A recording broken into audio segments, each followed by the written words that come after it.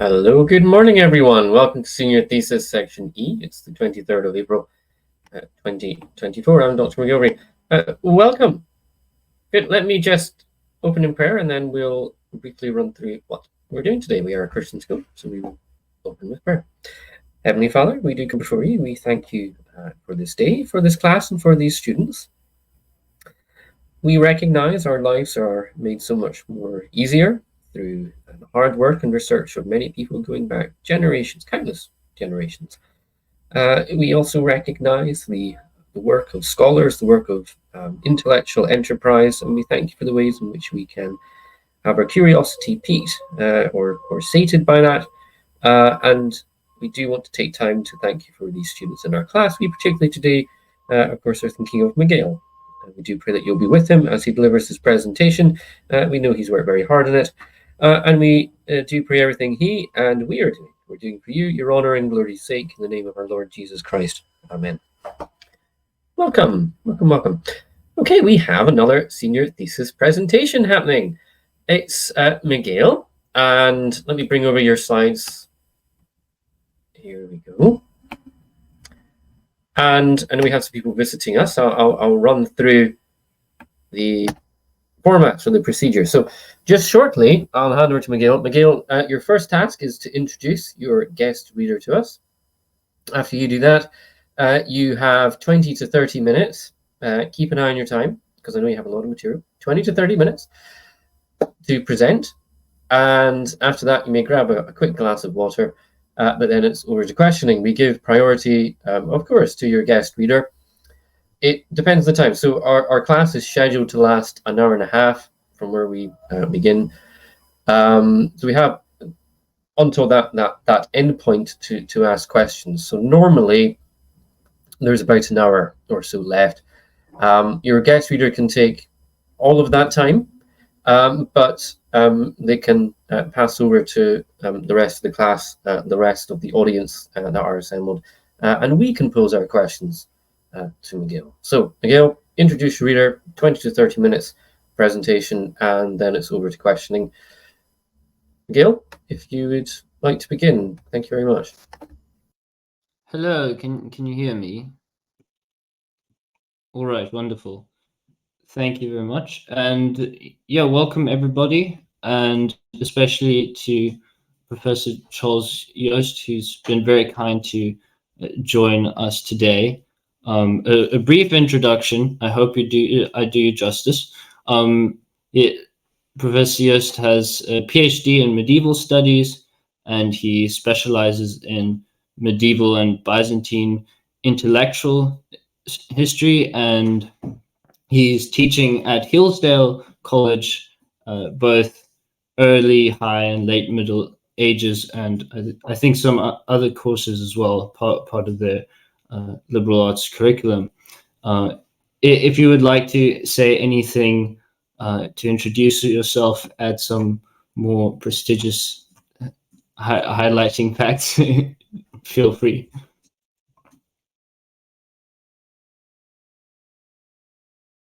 Oh, sorry, you might need to connect your microphone. Let me, normally it's after the presentation. I'm ready with this. Let me just help you if you've not been around on Adobe Classroom. There, so you want to see top left bar there, where you have a microphone. I just clicked it on. You click there. Yes, can you hear me? You can. Okay, very good. I just wanted to say a perfect introduction. Thank you, Miguel. And it's my pleasure to be here with you and to have read your work. So thank you very much for inviting me.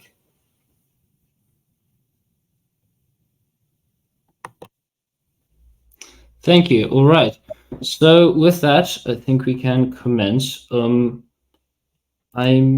going to have to fix the slide zoom ratio a little bit. How do I make it not 50% or 25%?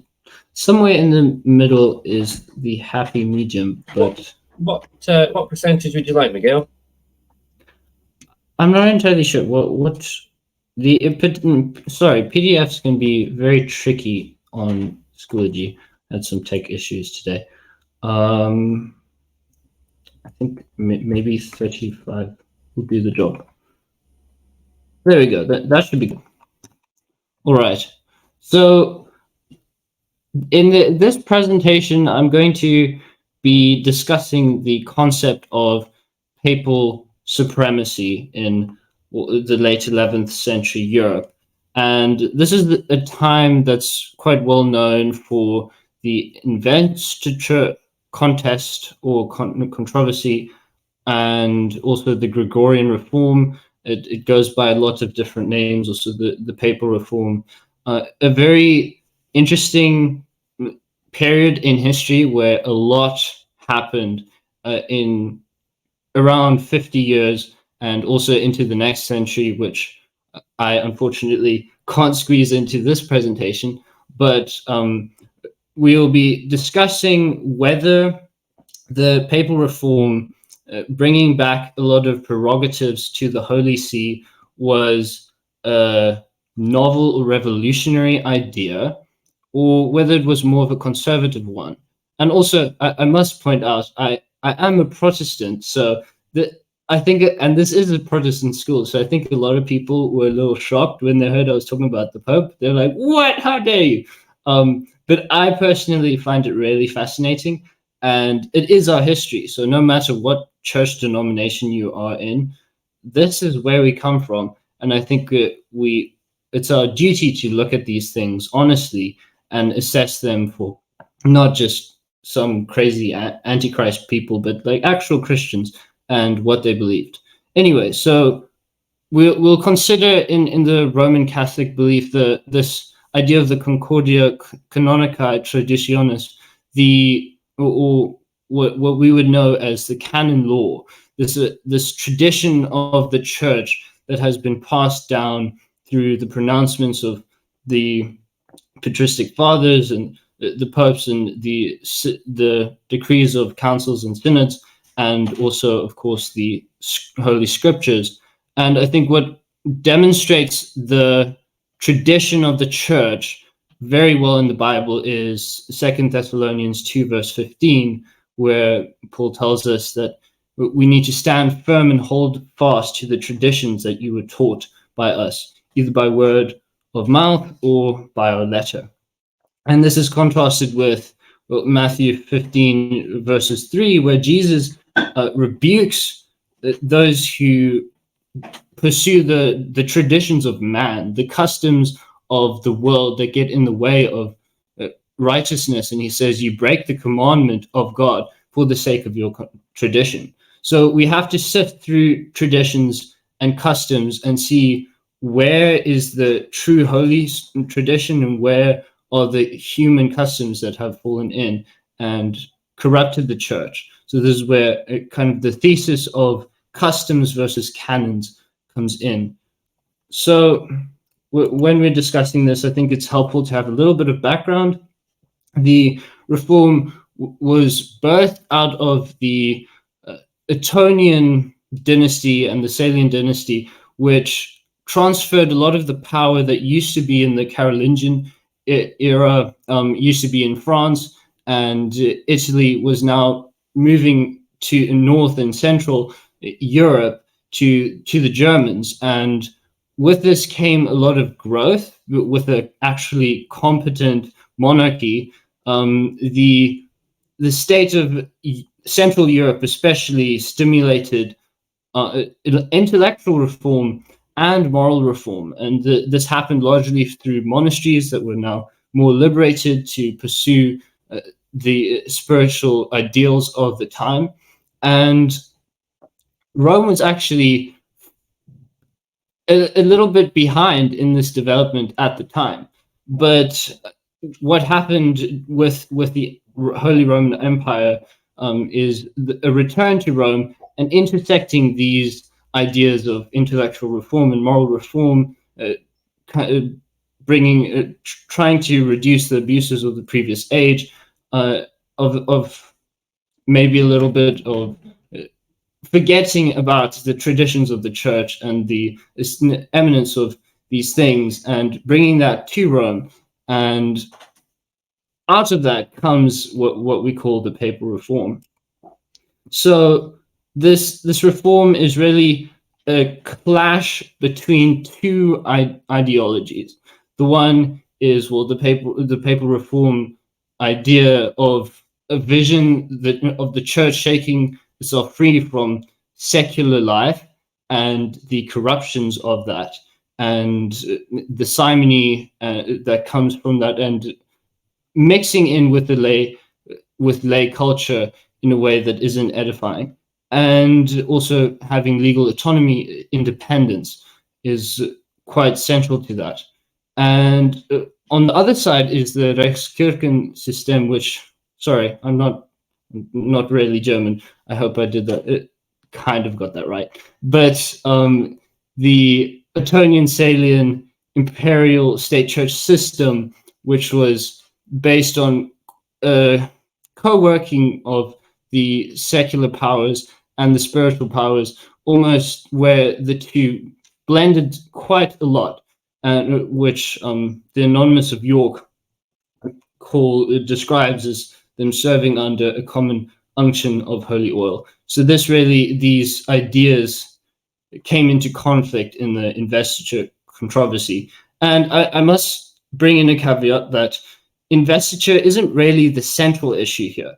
It's what has nominally become very definitive of the movement, but it's really not the center. The center is the independence and the superiority of the sacerdotal realm, not necessarily the specific custom of kings bestowing rights on clergy, which did become that because of its abuse. So we should now get into defining the papal reform and also seeing where it began. A lot of it was to do with the idea of simony and a growing awareness of this issue. So the tenure of Leo IX was especially important because he really transformed these ideas that were already growing in Europe into the responsibility of the Pope. And him and his successors fought against simony and Nicolaitanism. Oh, that's his Nicolaitism. That's a different thing. Sorry, which is clerical celibacy, or enforcing that, and also bringing depositions and disciplining guilty clerics, which was almost unprecedented for quite a long while before this age. So, and also with this came a revival of canon law, and before in this time, canon law was still it's hard to define because it's a best described as maybe a diverse body of normative texts that are authoritative in the church, but they don't have any centralized transmission, or they don't have like this code of legal statements. It's quite general, and collections were very much still, you could say, rudimentary.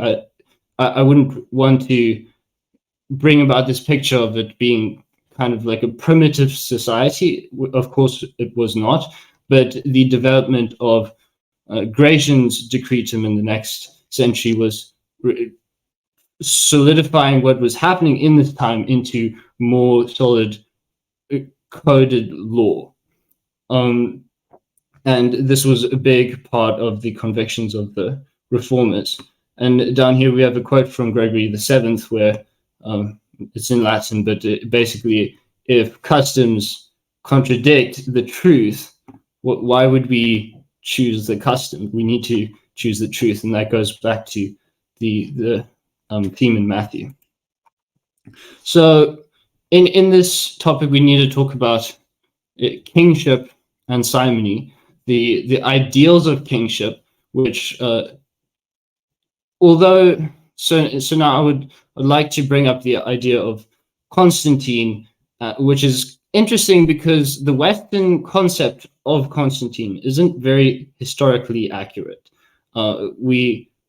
There were a lot of texts that separate from the account of Eusebius, but his legacy left behind a very important ideal for Christianity, and that was this unity of power and strength and servanthood and humility. So Constantine was considered a very submissive ruler, and he respected authority, granted independence to the church. One of the things, him moving his jurisdictional authority to Constantinople, was seen as a showing that Rome was now the spiritual head of the world, and that's where the donation of Constantine concept comes from. So, but with this idea, and also we have more recent examples like Charlemagne and Godfrey of Jerusalem, who led the first crusade, being in historiography considered very humble, although not necessarily the actual facts of the matter, but those were the ideals. And now the current kingship of the Salian dynasty was starting to move away from that, at least in the eyes of the reformers. And here, a quote from Gregory the Great, also in Latin, sorry. I didn't want to translate them too much because I'm not really a Latin buff, so I don't think that would be fair. But basically, if anyone does not burn vehemently against simony, they will share the same portion as Simon Magus himself. So not only those who commit simony, but those who don't care about it, like the Salians were accused of, the proprietary church was accused of. So then we also have the definition of simony. What did that mean?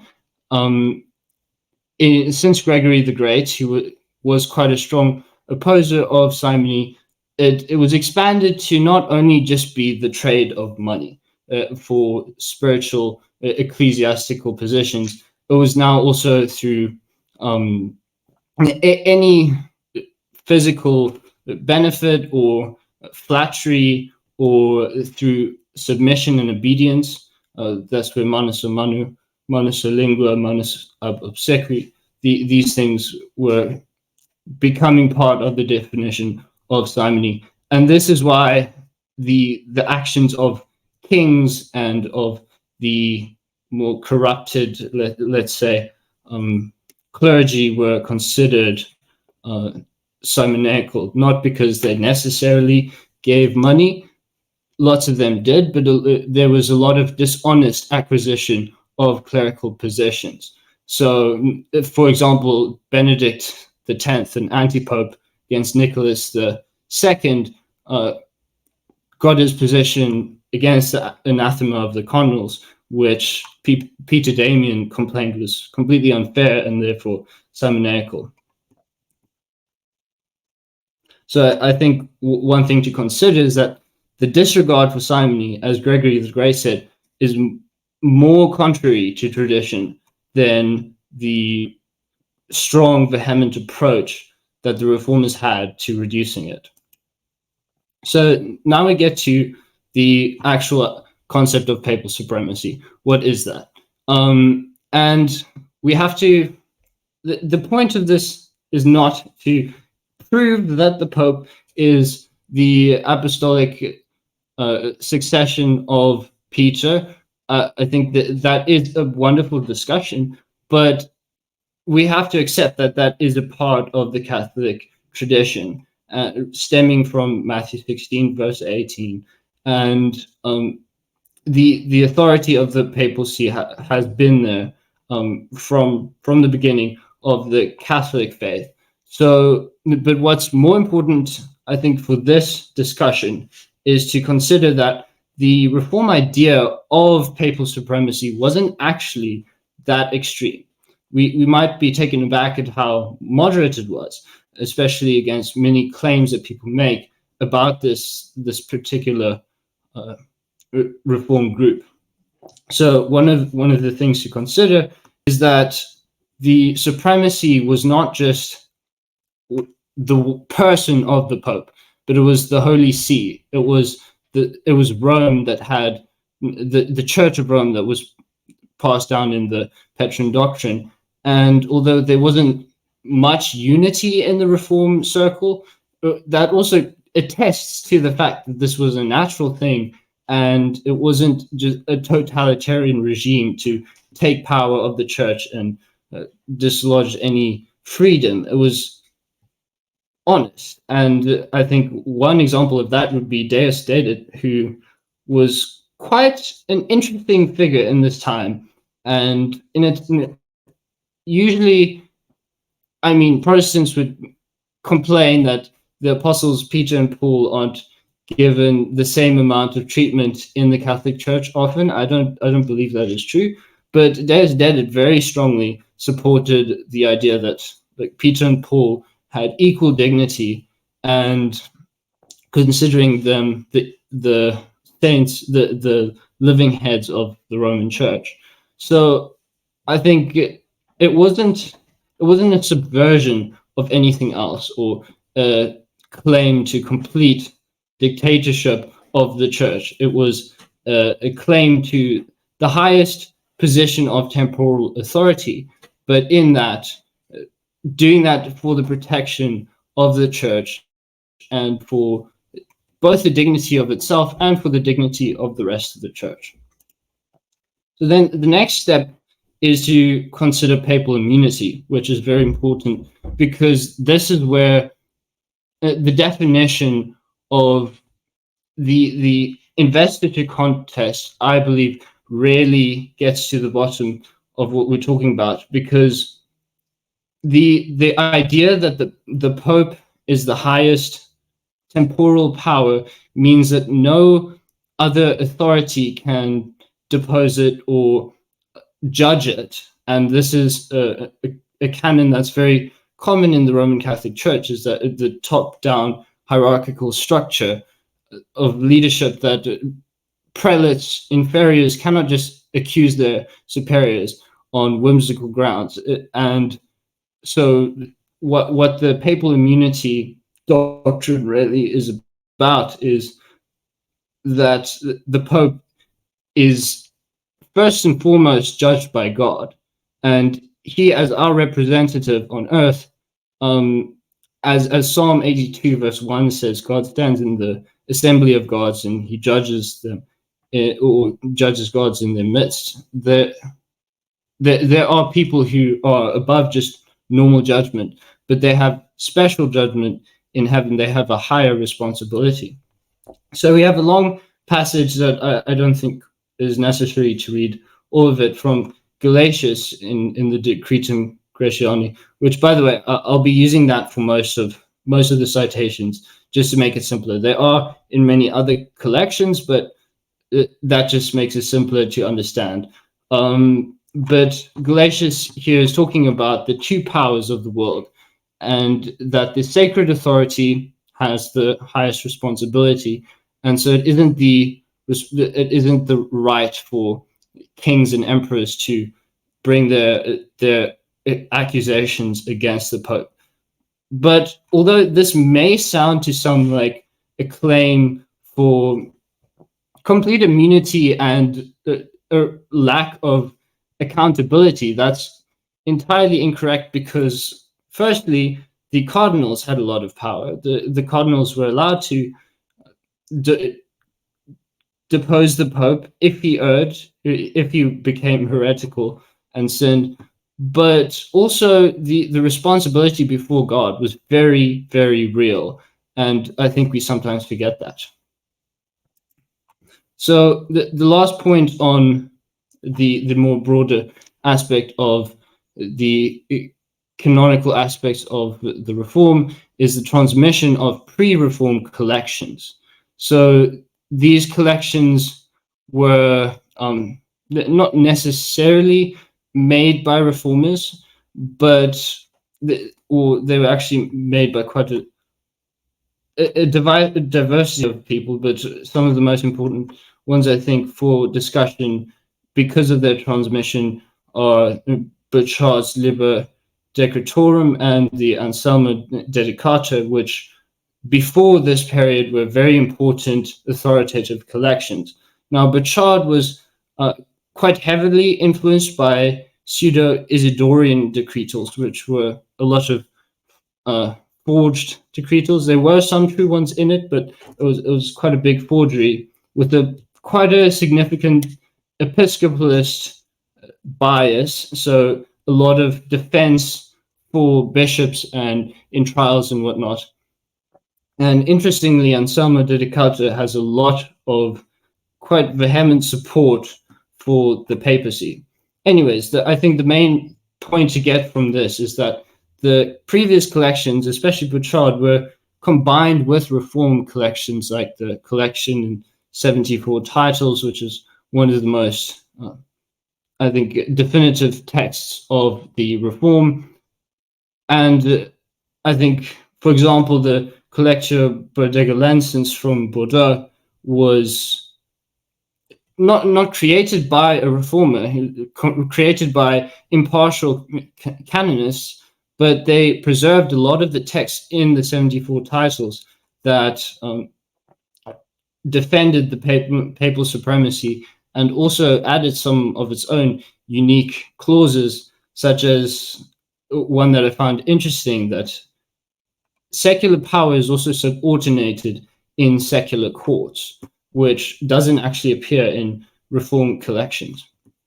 And then, as I said, the Anselmo Dedicata is quite strong on the subject of papal primacy and ideologically aligns with the reform collections in quite a lot of ways, showing that there was a lot of consistency in the way that things traveled down.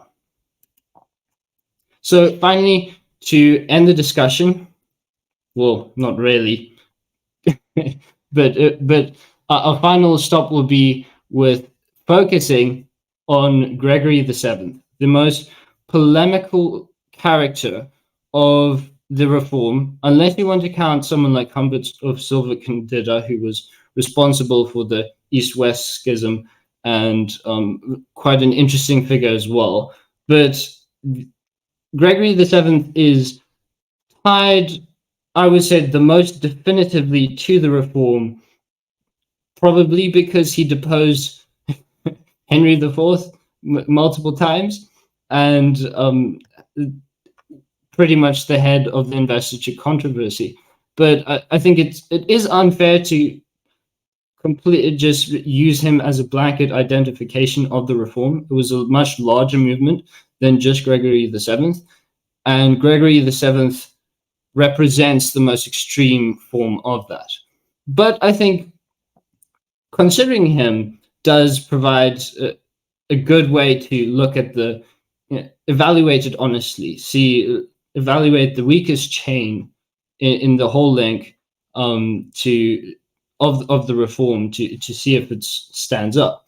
So some of his most significant writings are the Dictatus Papae, which talks about the papal prerogatives, and his letters to Herman of Metz, in which he defends excommunication, and then also his Autumn Synod at Rome in 1078, which went again against simony and investiture. I won't be discussing the last one that much because I think it isn't as interesting and controversial, especially as the Dictatus Papae, which does take the cake.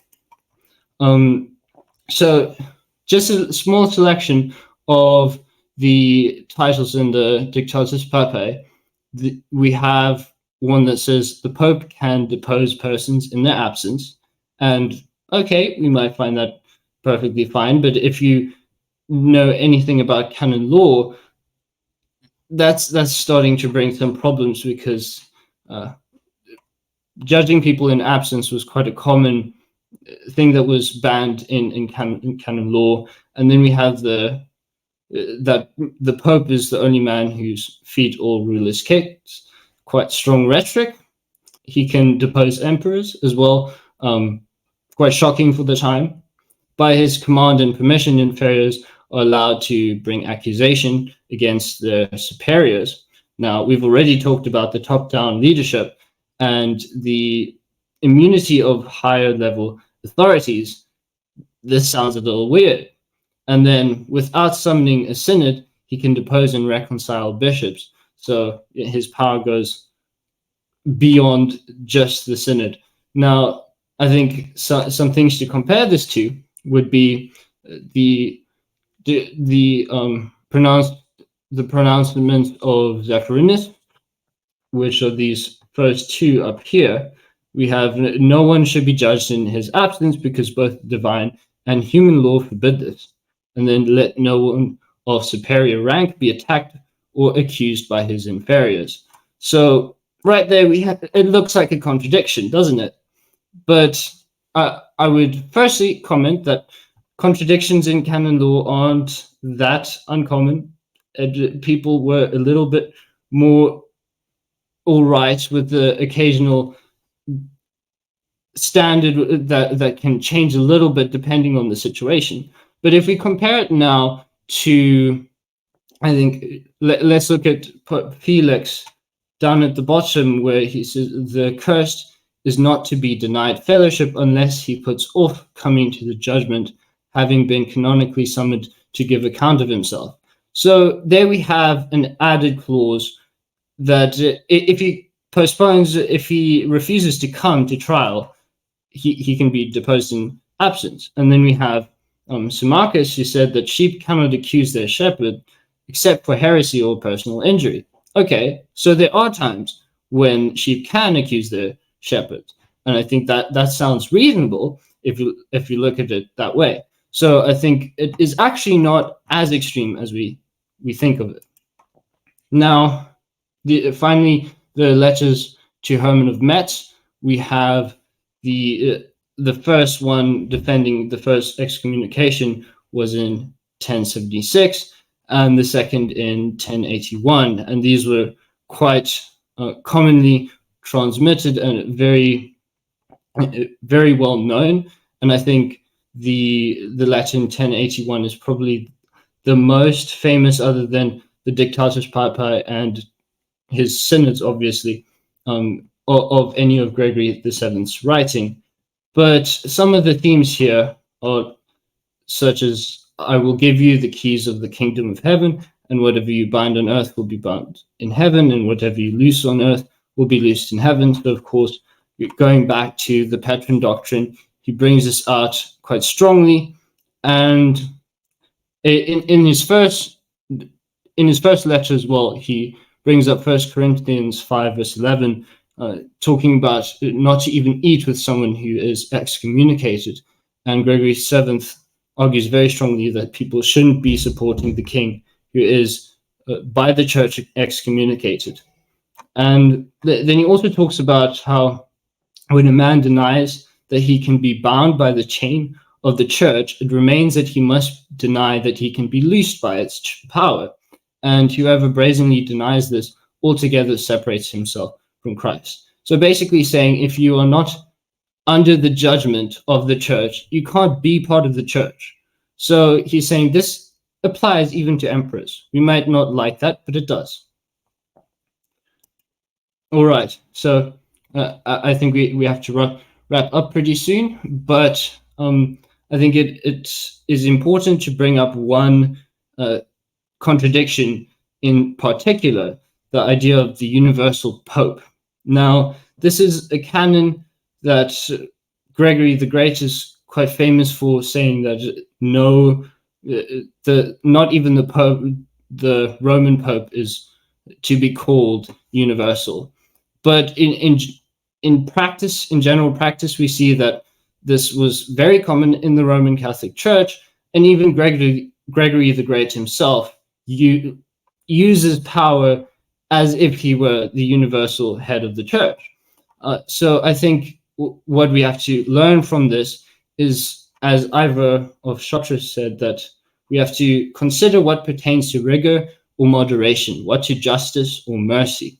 So this was a standard he had for evaluating law, was sometimes when there are seeming contradictions, it's because they approach different aspects of the same thing.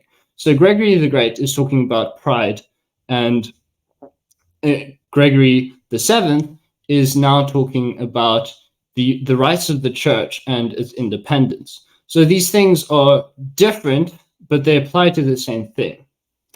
But so I think we can conclude with that. These are some of my primary sources. I was citing, of course, the Decretum Magistri Gratiani and some others as well, and the Register of Gregory VII. But I think with that we can finish by just considering that it does seem to, the consistency seems to be there. And of course, there are always complaints. I think one thing we have to keep in mind is, even as Dante laments quite often about the corruption in the papacy and in high church leadership, this isn't something that we can altogether prevent. And of course, I think the papal reform led to some of that, and maybe the contradiction of Gregory the Great's "no one will be called universal," and the Dictus Papae saying the Roman pontiff is universal, is maybe foreshadowing that. But I think in general we can consider that it is true that the Roman Church was following the canons of Catholic tradition and not their own whims and their desires to take power.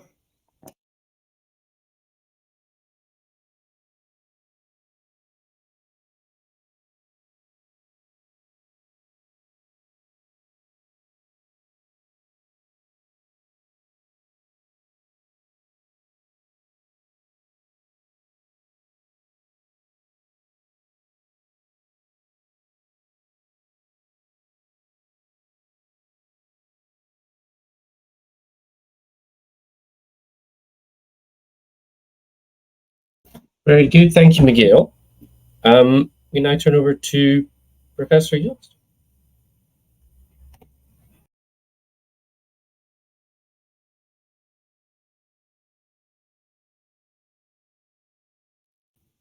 Okay, can you hear me?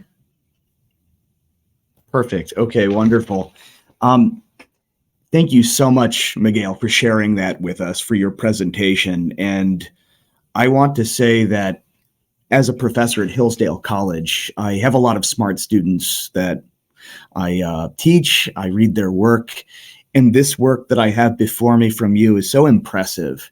It is work that I would expect from a master's student. So I want to commend you for this. Really impressive in terms of your mastery of the historiography, the relevant literature, and also a sense of the primary sources that are crucial here.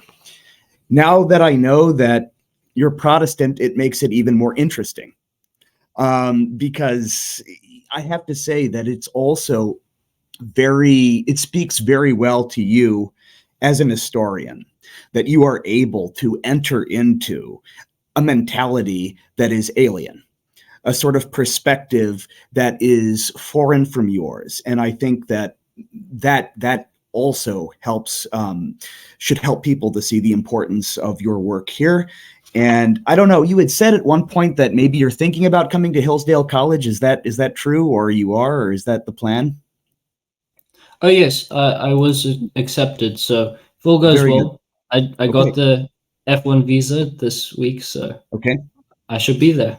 Okay, great. Well, I look forward to working with you further. And in that spirit, the questions and the comments that I want to make about your very great achievement, I want you to take them in the spirit in which they are meant. That is to say, critique here should be considered as a compliment to you, because it means that I'm taking your work seriously.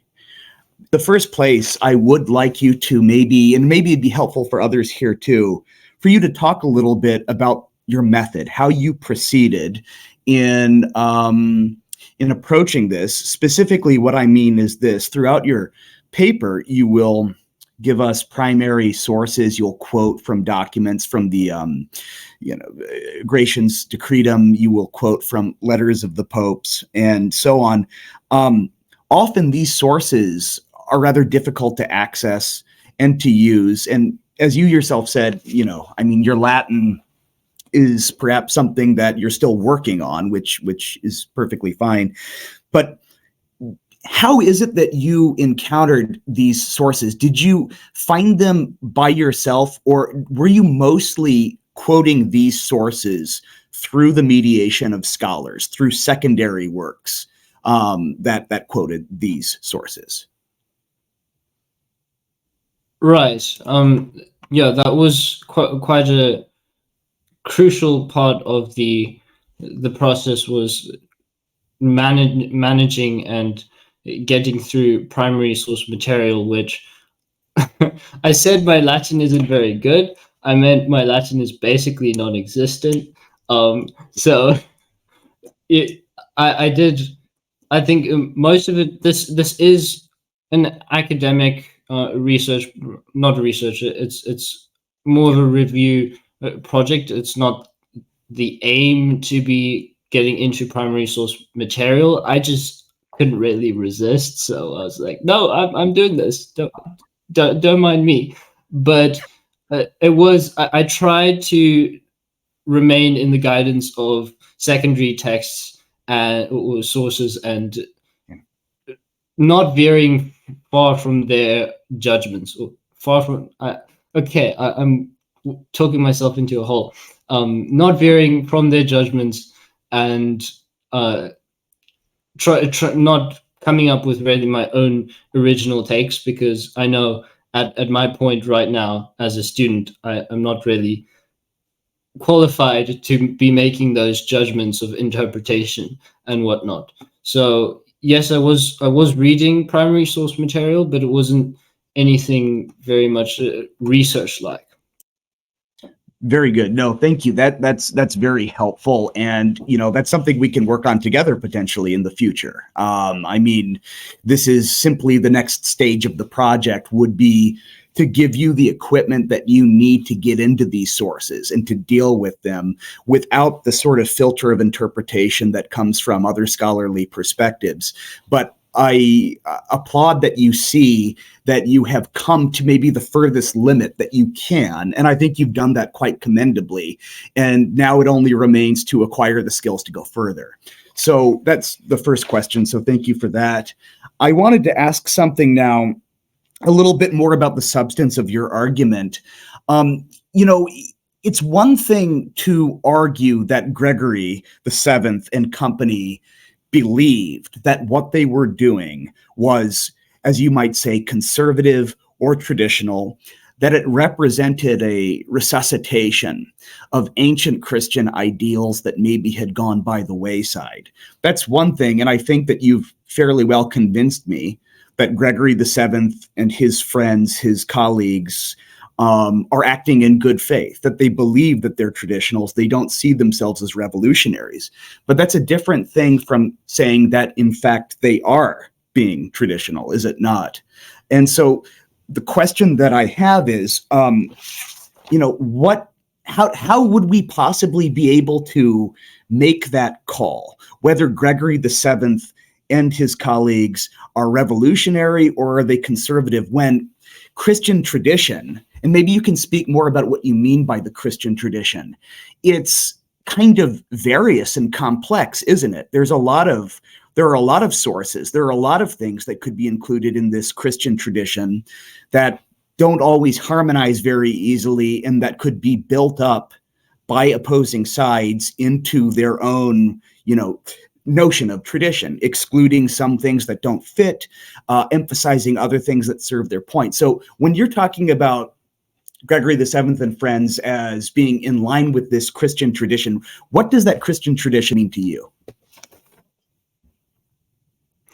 Yeah, so that's a really good question, and I will admit I've been mulling over that all year.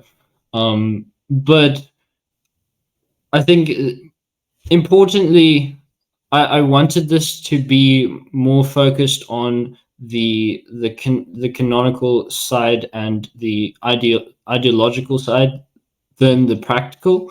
Now, I think that's a little bit unrealistic to want a completely ideological thing that doesn't get mixed up in any of the practical outcomes, because those practical outcomes are really the testimony of the ideologies working well, if someone practices what they're preaching.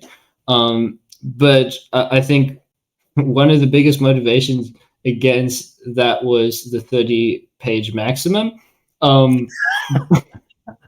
But I think the tradition of the church, what I mean by that is the beliefs that have been accepted as being part of the Christian faith, the canonical faith, throughout the history of the church. So up to that point, I think trying to look back, and that's another thing. I've been focused quite specifically on this time period, give or take 100 years for a little bit more information, but then my understanding of Gregory the Great's own time period, and go back to Galatius and people like these, I'm not really qualified to speak at all about people like that. Of course, I would say I have a general understanding, but those were things that restricted me. So maybe if that wasn't clear, I should stipulate that a little more. But basically, I think there is more to discuss, of course. But I do admit that my thesis doesn't fully. There's so much that goes on in this time period.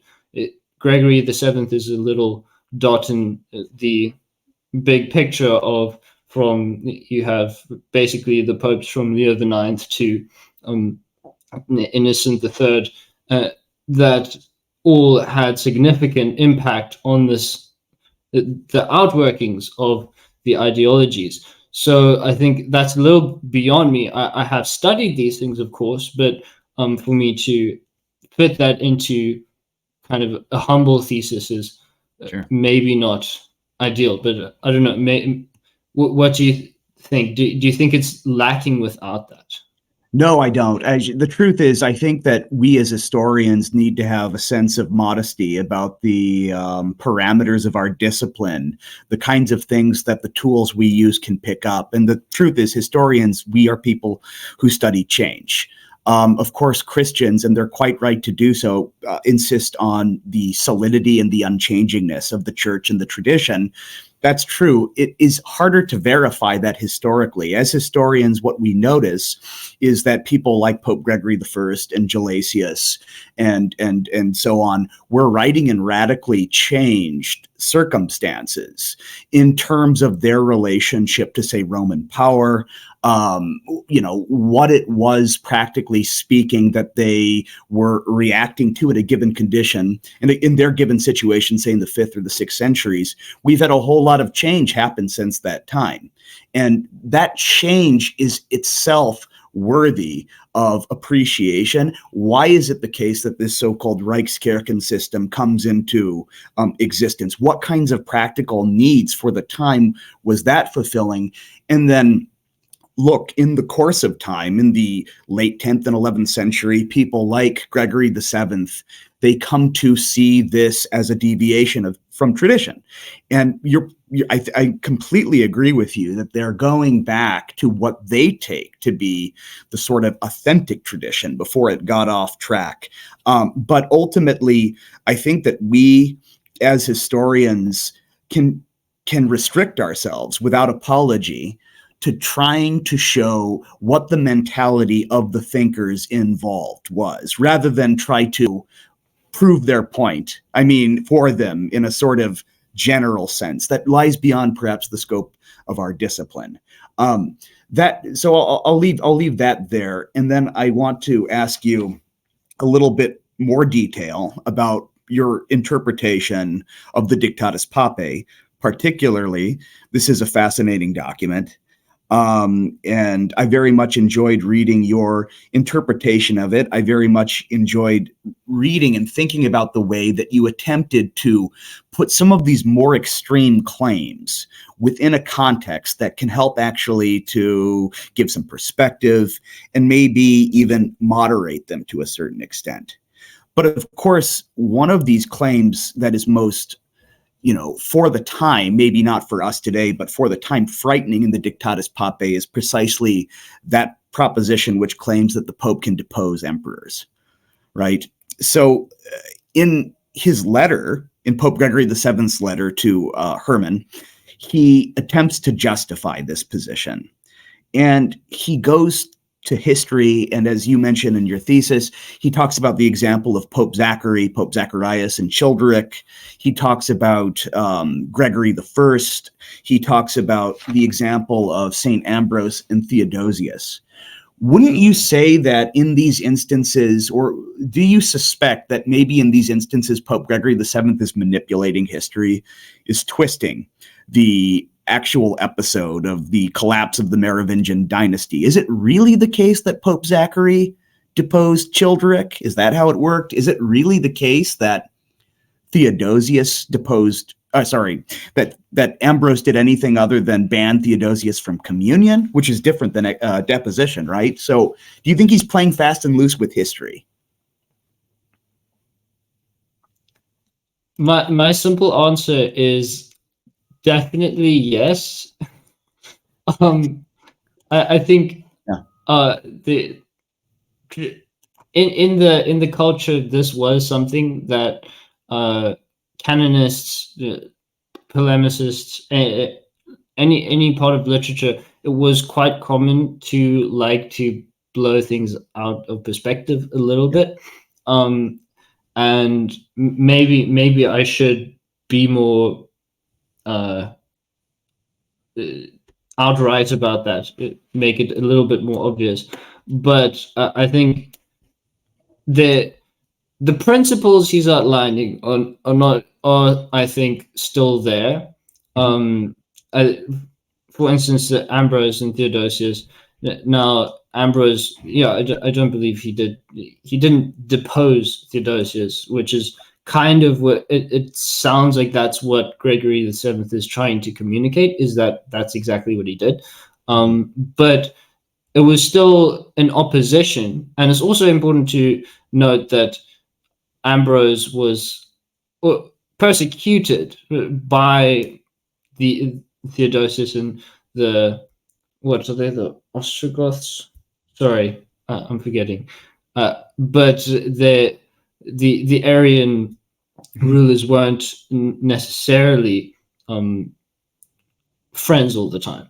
But I think in this time it is a different age, in that the Pope and the King are on the same page about, well, basically everything except for this conflict that they're having about who gets the final say. But then it becomes a question of who's now the final head, and that's the discussion. And I think then you have to go a little further than just the other thing is just reading the reformers themselves is really a circular proof, because it's like the reformers are so honest because they say so themselves, which was something that I was constantly trying to get out of, and that's why I tried to link it with pre-reform collections and some post-reform or Decretum Gratiani, which I guess you could consider still part of that ideology. But it wouldn't be fair just to cite Gregory VII's letter and say, this is undeniable proof that deposing emperors is totally fine, because that it's Gregory VII. And we know that even people in his time didn't really agree with him. Most people thought he was going a little too far. So but the point of what I'm trying to say is that he has grounds. He's not a canonist. He's not wonderful, amazing, very accomplished intellectual, we could say. There are others who are stronger in that in his circle, but he's not doing it for the power. He's doing it for his convictions of defending tradition. I completely agree. And I'm convinced that you're right, that he's a man of conviction. I wanted to, if I'm not taking up too much time, ask about, this Reichskirchen system that you mention. In your paper, you also refer to the concept of Caesaropapism. And I realize that you are doing the work of a sympathetic historian. You're taking the perspective of Gregory VII and colleagues. That said, understanding that you're trying to be sympathetic and take on this perspective, you do in your paper suggest that the Caesaropapist system is a human tradition, that it is a deviation, and the goal is to restore the pristine condition, which consists in the liberty of the church over the state. And I guess my question is, isn't it more evident from history that it's the other way, that the so-called Caesaropapist deviation is actually the default position, that this has been the position that the church has been in since the beginning of its public life in the 4th century after decriminalization of Christianity? And as a sort of counterexample or control on the experiment of the reformers in trying to take the system apart, you have the system that endures in the Byzantine Empire, where the Byzantine Empire doesn't know this kind of reform movement. And we have what someone might suggest is the persistence of this default position, where the emperor or the king is the head of the church because he is the visible icon of Jesus Christ as king. And the king, the emperor, has sacral qualities as well, right? I mean, it seems to be the effort of the reformers to deny the sacral qualities of the king. But aren't the reformers the strange ones? And the people they're fighting against, this is the normal situation, wouldn't you say? Yeah, I think you mentioning the Byzantine Empire is especially interesting because, well, of course, that same cohabitation lived on quite undisturbed through this time. I think that's definitely, well, that's the counter argument, that these reformers are bringing up this new idea that's it's corrupt and it's guided by bringing power in an unnatural way. And I think you can bring up examples like David and the structure of Israel. The king was really the head. There wasn't this king priest. It was David was that. But of course, then you have to consider people like Uzziah, who tried to grab all the priestly rights as well, and that's seen as a bad thing. But now, the trap that we do fall into if we take the reformers too seriously is that the proprietary church system but the Byzantine system and all that was the king intentionally wanting complete control over the church, and that being the reason why it's there. So it's simoniacal.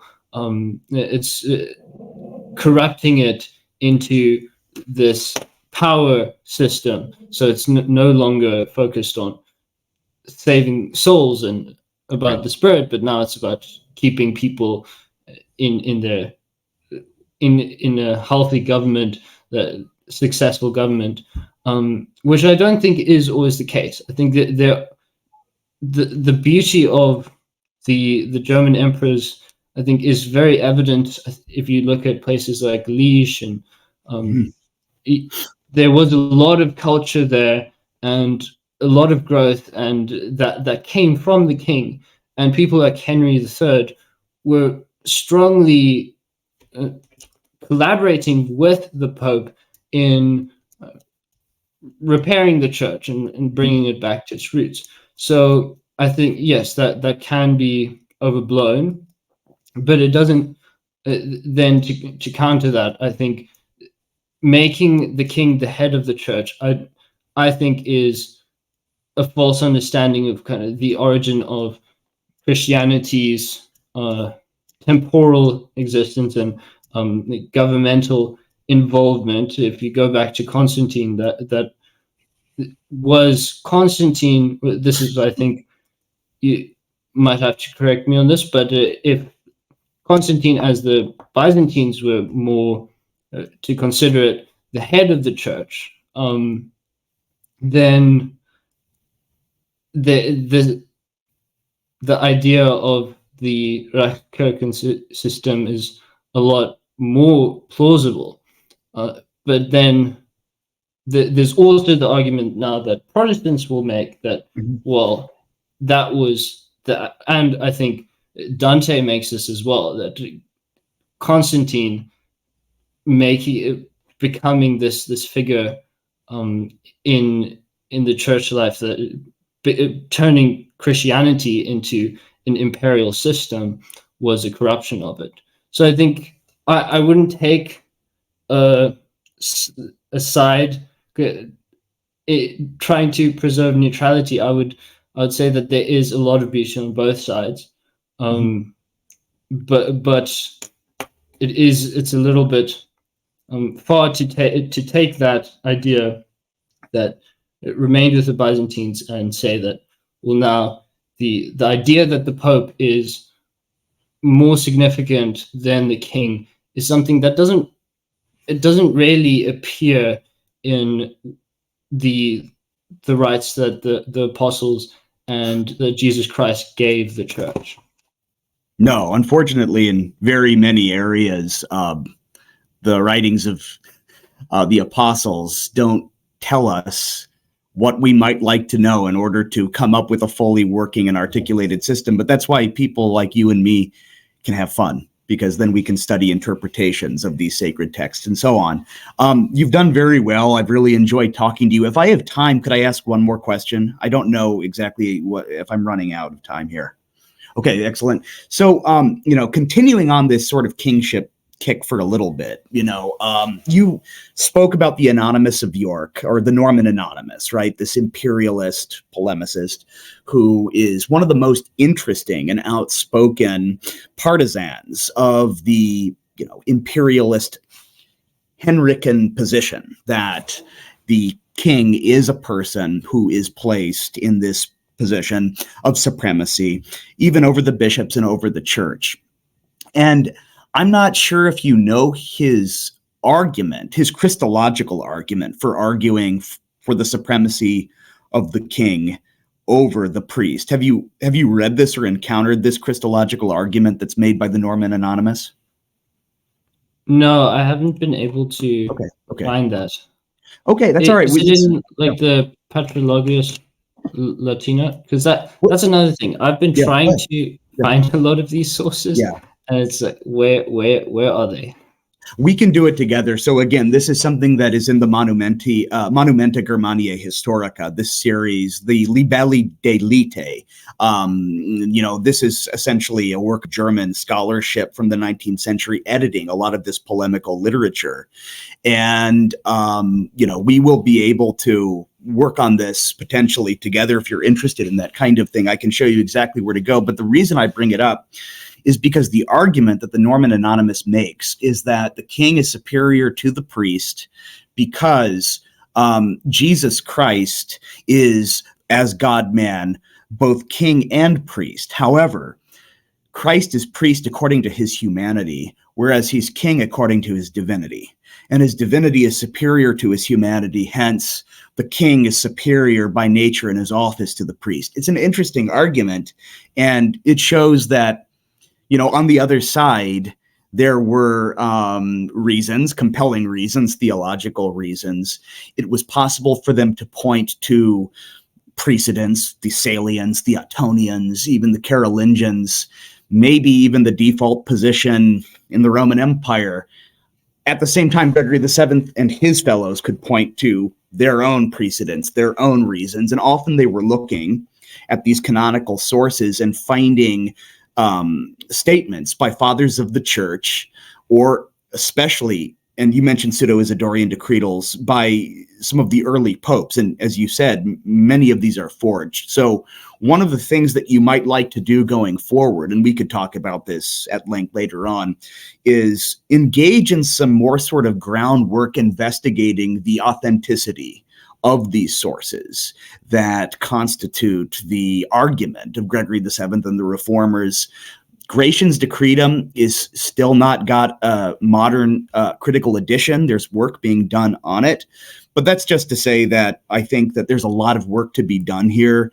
And I think that this work you have done for us, that you have presented today so well, shows your mastery of the scholarship of the secondary sources and puts you in a good position to dive deeper into the primary texts themselves. And we can work on that together, and we can work on Latin together. So I wanted to congratulate you for everything. This has been a great work, and thank you for having me as your reader. Thank you very much. And those questions were very stimulating. I've really enjoyed it. Now we have another few minutes, 20 minutes for more questions. If anyone has a burning desire to talk about 11th century popes, please raise your hand. Okay, Jessica, go ahead.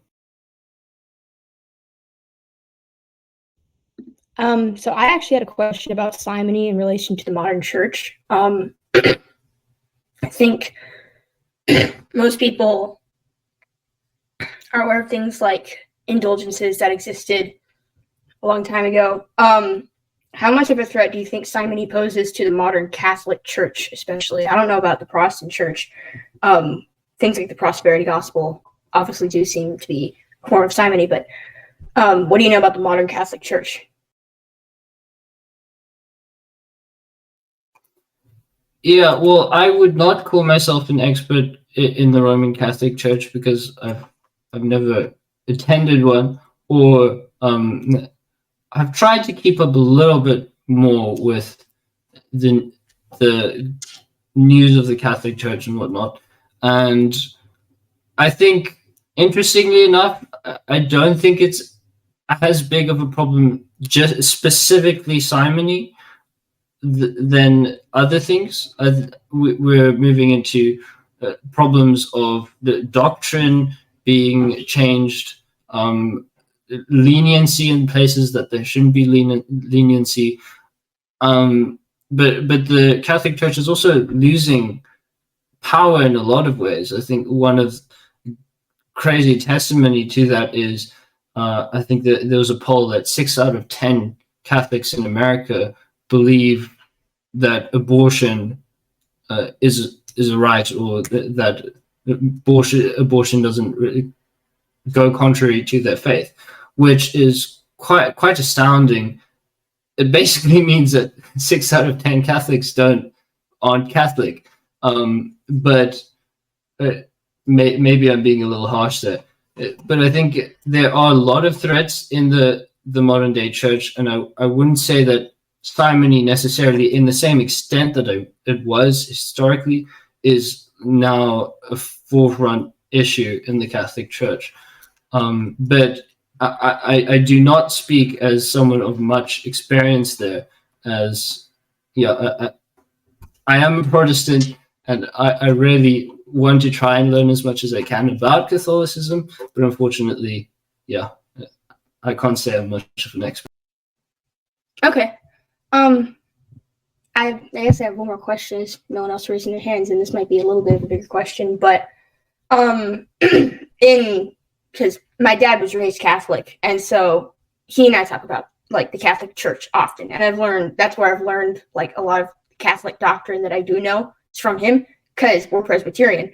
So obviously I wouldn't know that much about Catholicism, but from what he's been saying and from other things that I've heard, with the current Pope, I think Pope Francis, he's been making certain decisions, especially in relation to like homosexuality. You probably heard about this. Do you think that there could be a schism coming? I'm curious to see what your opinion on that is. This isn't specifically related to your paper, I know, but I'm curious to hear your opinion on it. Alrighty. I think there's a schism happening, if you like it or not, in Christianity as a whole, throughout everywhere. There are parts of the church that are embracing secular ideas, this postmodern ideology, and the doomed spiral that we've been in for the last 300 years or so.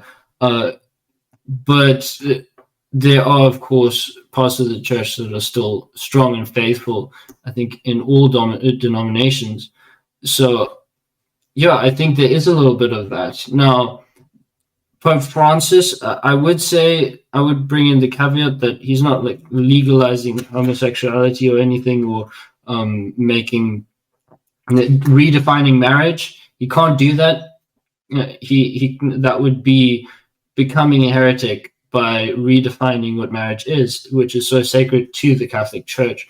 And I mean, there's a lot of conflict between the people who consider Vatican II a bit of a digression from true tradition, and so there is a lot there.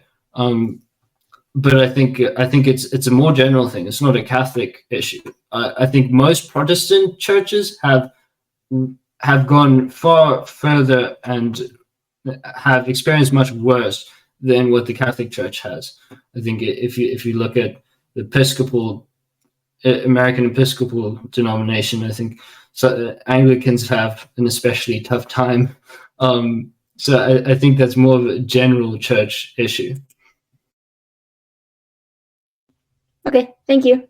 It was very nice to hear your thesis.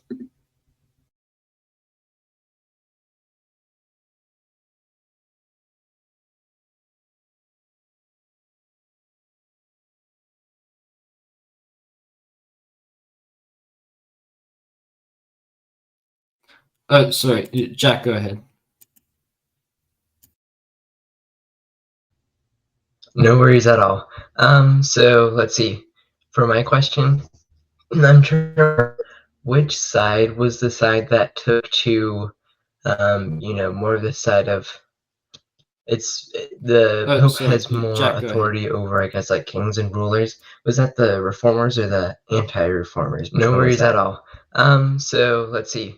For my question, okay, that was the reformers. And I was just curious because I remember you had a picture on the slide that recalled an early omnibus reading of talking about the investiture crisis, the controversy, where the king had to come and repent before the Pope because of his, deeds that he had done against the Catholic Church. I think that I was just curious because I remember William of Malmesbury on the slide. Is that who it was that we read? Early omnibus reading. Anyway, and I was just wondering because that's a very different position, at least in my opinion. Before the Pope, that's right. Because of his, deeds that he had done against. But I was just curious. During that time, the church had a much more elevated status in society. Okay, and I was curious, what are your thoughts on? I was just wondering. Again, kind of like current Catholicism in a sense, like the current Pope. That's right. And how they would approach a similar situation. But because it seemed like during that time with the reformers, they were not afraid to tell a king that he was doing wrong. And it seems like right now there seems to be no stance against any type of unrighteous rulers in our society, even by either by larger, more public church members or by smaller ones. They were not afraid. And so I was curious to tell a king. Do you think that? And it seems like right now, I think I just asked my question. There seems to be no stance against any type of unrighteous rulers in our society, even by So either you're by, wondering what the larger, difference is more between public that? church Or do I members or by misunderstand? smaller ones. The century of popes. So I was curious, just like, what do you think would their different reactions to this situation does that imply about their beliefs? So you're right. Well, I think the most important thing to remember is that these individuals lived in this thing called the Holy Roman Empire, which was to this Christian definitively, and everyone in it had to kind of go along with that. And the reality of the modern world is that we live in a post-Christian era. Is that America is not the Christian country; it's this thing called secular. The Holy Roman Empire, which was you can. Some people argue that it was founded on Christian principles, and everyone in it. All things are founded on Christian principles at a certain point, if they have any morality. Is that we live in a post-Christian era, and Europe. I mean, the European Union has been discussing like whether we should acknowledge the foundational aspects of Christianity to our continent. All things are founded on Christian principles. Wonderful and beautiful continent, and they just said, "Oh, no, it's not that important, really." But so. And we have to understand that we live in completely different ages. So right now, our approach is a lot more similar to the foundational aspects of Christianity how the apostles and the early patristic fathers lived.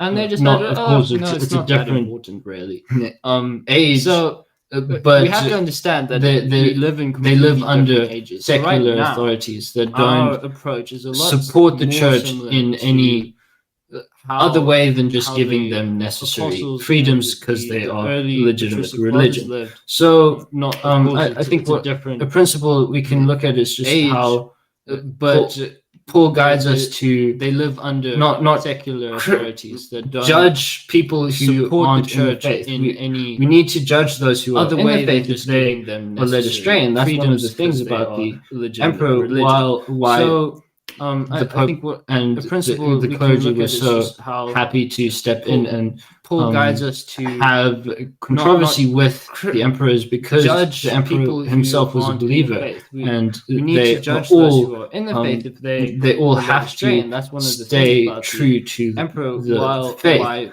But nowadays we don't have that at all. Were so happy to step most rulers are completely secular controversy with the emperor complaining that himself was a ruler is being and they are all is verging from sound doctrine isn't going to do anything saying you're not allowed to come to communion but isn't going to do anything because they're already not in communion. So it's a completely different age.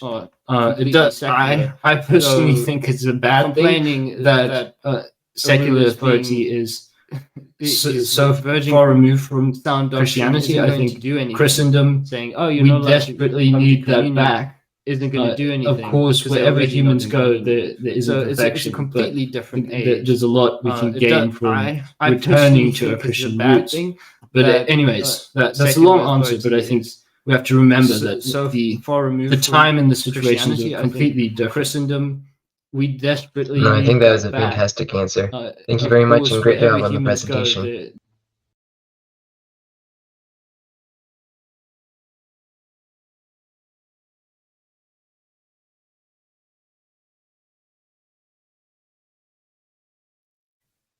All right then. Yes. Do you feel free to go? It seems like we are drawing to a close here. Thank you so much for coming, Professor Yost. It was a pleasure. Thank you so much. Thank you, and stay in touch. Thank you very much. All right. Wonderful. Thank you, Miguel. Were you off to Hillsdale? Is that right, Miguel? Yes.